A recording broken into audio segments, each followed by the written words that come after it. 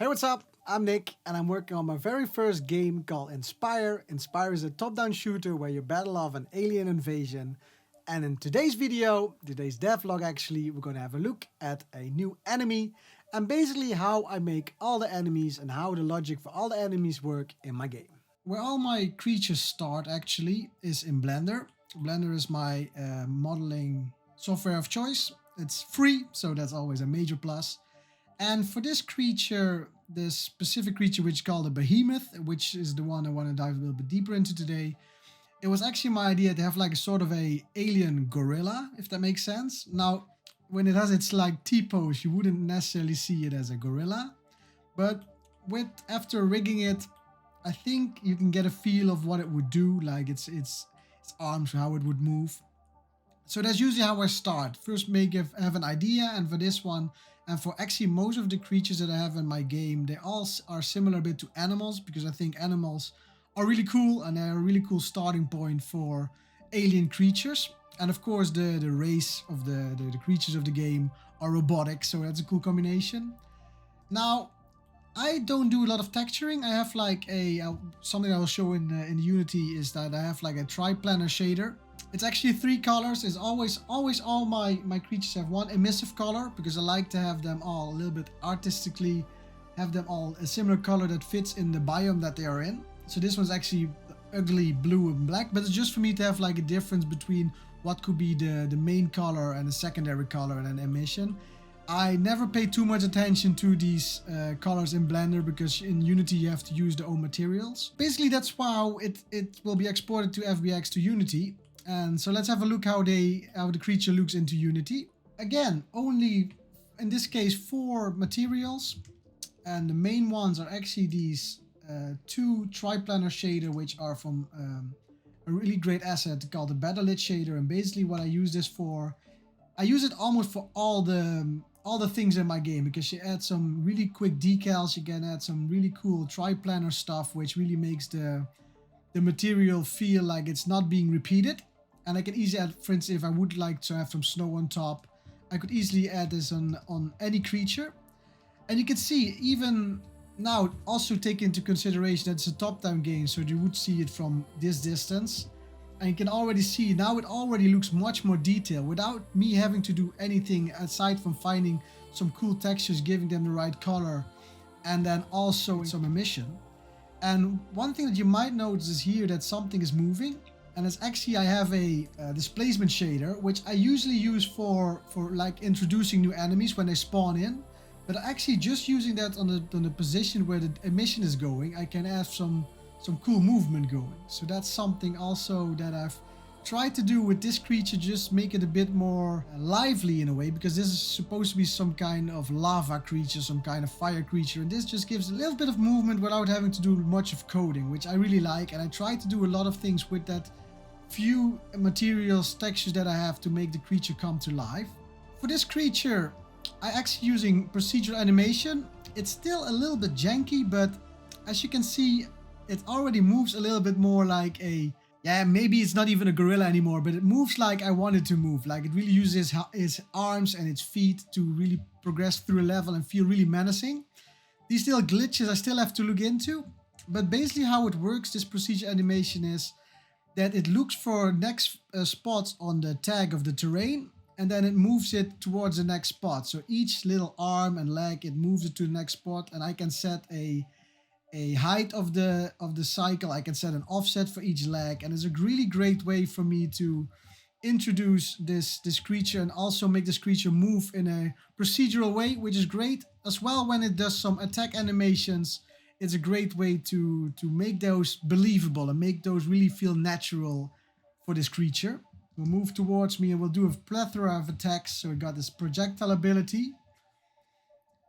And the way it's set up is like some abilities I can set to the creature keeping moving, and some abilities the creature will actually stop moving. So these are still the abilities from range. So when I get close, of course, it will try to stomp me down. Well then, how does this creature actually know what it is and what it has to do? Well, I use scriptable objects for all my creatures and for a lot of things in my game. and basically use them as a holder of all the information that the creature might need. And the most important thing for the individual creature is this one, is the enemy type. And I can easily set like all these kinds of enemy types that I have for the game. And basically I have an enemy stat script. Every time I start a level, it checks for each enemy that's getting spawned, which kind of script and logic it needs to add to this enemy. For me, it was a great way to not have to incorporate all the scripts for each new enemy type and just have all the data loaded from the start for the creatures in the scriptable objects. And then when the game starts, when the level starts, then it will be loaded on its own. And it's for me a great way to just easily tweak stuff, easily see how I can make different changes to the creatures. The script holds all the information that this enemy would need, so it has the reference to all the object pooling, it has a reference to the player, to the creature, so it knows where it needs to take the data from. Then the update, it knows where to go to and how to go to its destination, and also knows which enemy or which entity to attack. So in this game, in my game, I have the player, I have the friendlies, I have the animals, and I have the enemies. The enemies are basically the aliens. So each has their own little hierarchy of which enemies and which creatures to attack. So that's what's been doing here. And then for each of these enemies, there's like a function which makes sure to go towards the closest enemy. So it looks for the radius where it needs to go if it can target a certain enemy, and also if it's between the radius of the melee, it knows if it has to do a melee attack or a ranged attack. So all the logic is in these kind of functions. Feel free to take them for yourself. I don't really mind if other people learn from this, but it's not the main focus of this. I just want to show you how I set everything up. And then finally we'll just do some small functions like play the appropriate sounds or look at a certain thing, do a melee attack. It will show that there's zero reference here. That's because I'm doing that from within the animations. And of course, shoot projectiles. So that's basically all the logic, and each enemy type has a certain script which shows the appropriate logic. One major thing that I haven't talked about yet is the actual sound effects of the creature. For those of you who don't know, I'm actually a music producer by trade, so I'm having lots of fun making all these sound effects and of course the music for the game. And for all the creatures, they have a certain range of sounds like the idle sound, hit sound, dead sound, melee, projectiles and walk sounds.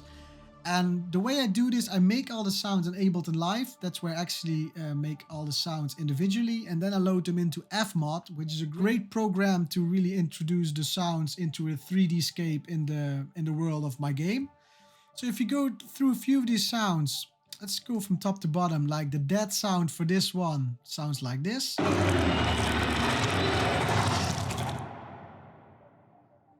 Main difference with the other sound is that I have some reverb automation going on here at the end, which I also already did in Ableton. So it really feels like an ending of a battle. Now here you got the hit sound, which is just some short hit effects. And the cool thing with FMOD and probably with other programs that do for game audio is that you can put some automation and some randomization, in this case for the pitch and for the volume. So even though there are only 3 sounds, because the pitch and the volume changes, it doesn't feel like the sounds are repeating too much. Now the idle one's also really cool.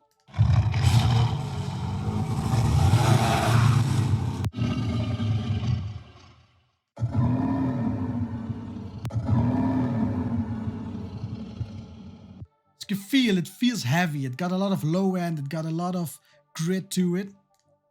This one is actually not done yet. It's too short, it needs to be longer. It's like a whip, it needs to be like a smash. And then we got the projectile.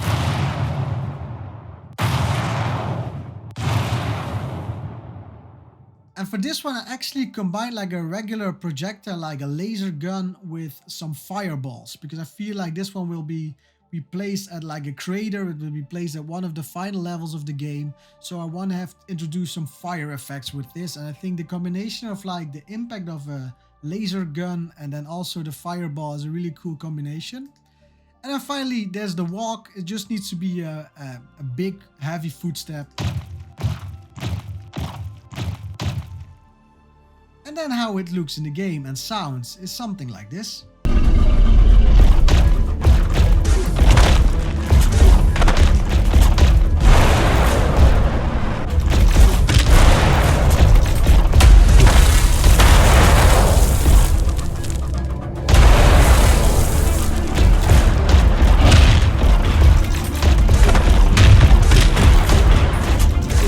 I hope you enjoyed this behind the scenes look about how I make the enemies for my game, and especially the Behemoth, the creature that I've been showing you today.